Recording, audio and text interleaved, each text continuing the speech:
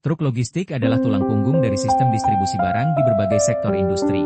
Setiap hari, ribuan truk melintasi jalan-jalan raya, membawa berbagai macam muatan mulai dari bahan makanan, barang elektronik, hingga bahan bangunan. Truk-truk ini tidak hanya menghubungkan produsen dengan konsumen, tetapi juga memastikan bahwa rantai pasokan berjalan lancar dan efisien.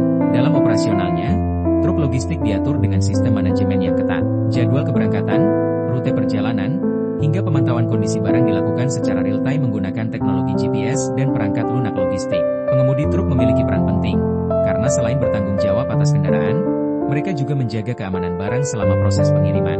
Meski sering luput dari perhatian, peran truk logistik sangat vital.